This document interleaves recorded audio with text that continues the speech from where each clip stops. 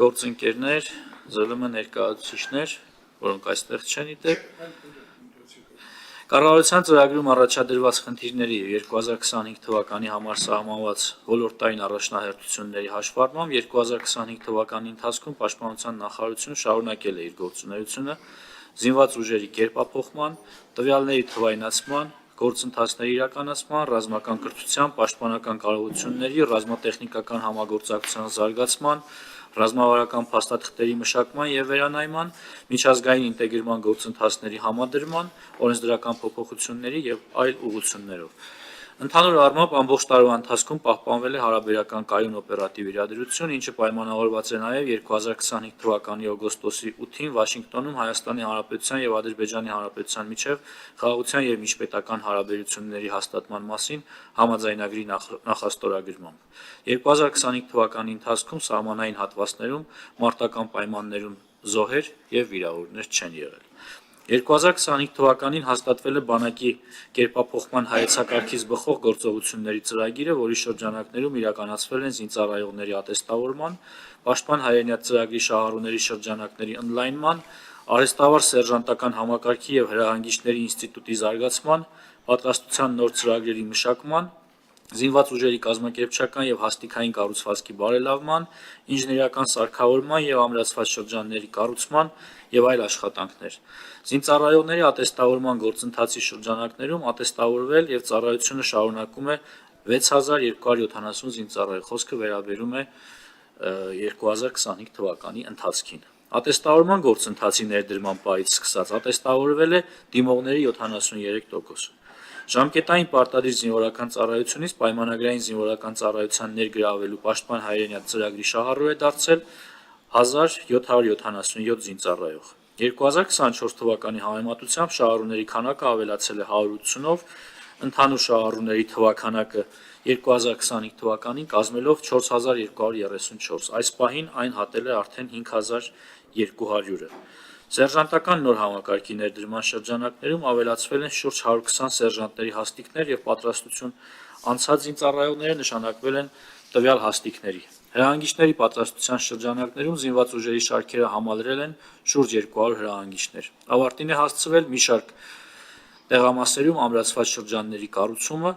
շուրջ 163 շինարարական օբյեկտներում համակարգվել են 48 միլիարդ ՀՀ դրամի շինարարական աշխատանքներ։ Զինապարտ քաղաքացիների առողջական վիճակի հետազոտման և բժշկական փորձաքննության իրականացման գործընթացի կարգավորման նպատակով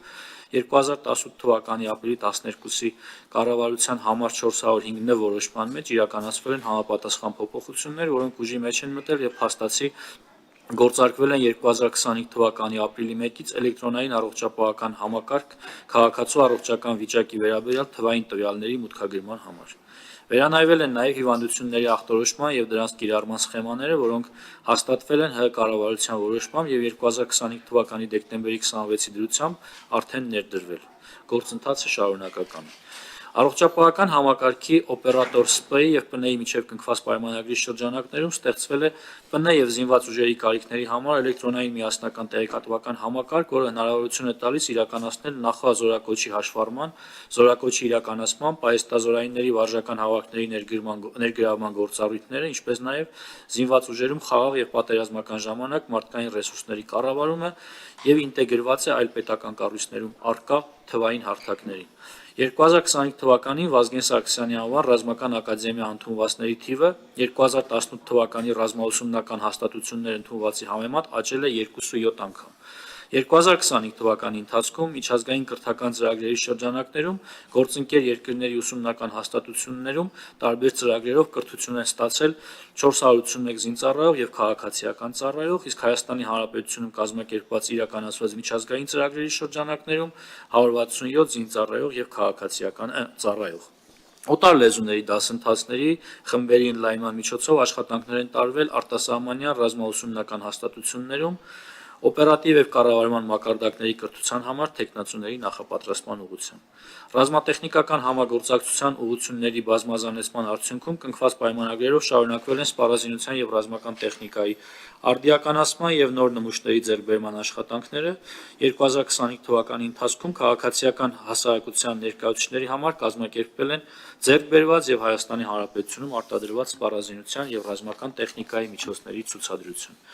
2025 թվականին հաստատվել է ՀՀ ռազմական պլանավորման կանոնակարգը, ըստ անհրաժեշտության իրականացվել են պաշտպանության ոլորտի ռազմավարական փաստաթղթերի վերանայման եւ լրամշակման աշխատանքներ, միջազգային ռազմական համագործակցության շրջանակներում արտերկրում եւ Հայաստանում կազմակերպվել են 380-ից ավելի միջոցառում։ Հայաստանում անցկացվել են Եվրոպայում ԱՄՆ ցամաքային զորքերի հրամանատարության հետ համատեղ Արծիվ գործընկեր 2025 թվականի հերթական եւ Հայաստանի Հանրապետության, Իրանի Իսլամական Հանրապետության հատուկ նշանակության ուժերի առաջին համատեղ զորավարժությունները։ Հայաստանի Հանրապետության զինված ուժերի ստորաբաժանումները շարունակում են խաղաղապահ առաքելությունների իրականացումը Կոսովոյում եւ Լիբանանում, իրականացվել են մի շարք օրենսդրական փոփոխություններ, որոնցից հատկանշական են պարտադիր ժամկետային զինծառայողների ծառայության սահմանված ժամկետի 18 ամսի կրճատմանը, այսինքն 6 ամսով կրճատմանը, շարքային կազմի պարտադիր ժամկետային զինծառայողների արձակուրդի օրերի ավելացմանը եւ ռազմաուսումնական հաստատություններ ընդունված ու սպայական պաշտոնի նշանակված սպաներին անհատույց օգտագործման իրավունքով ծառայական բնակարանների հատկացման համակարգի փոփոխությանն առնչվող օրենքները։ Հաջորդիվ հանձնաժողովի նիստի փակմասում կներկայացնեմ Հայաստանի Հանրապետության կառավարության 21-26 թվականների ծրագրի 2025 թվականի կատարման ընթացքի եւ արդյունքների վերաբերյալ Պաշտպանության նախարարության մասով համապատասխան տեղեկատվությունը։ Շնորհակալ եմ հարգելի գործընկերներ։ Շնորհակալություն պարոն նախարար, հարգելի գործընկերներ, ինչպես պայմանավորվեցինք, մեր լրագրողները կմոտենան ներքին գործերի նախարարին եւ մենք կփակվենք եւ կլսենք արդեն նախարարի զեկույցը փակ ձևաչափով։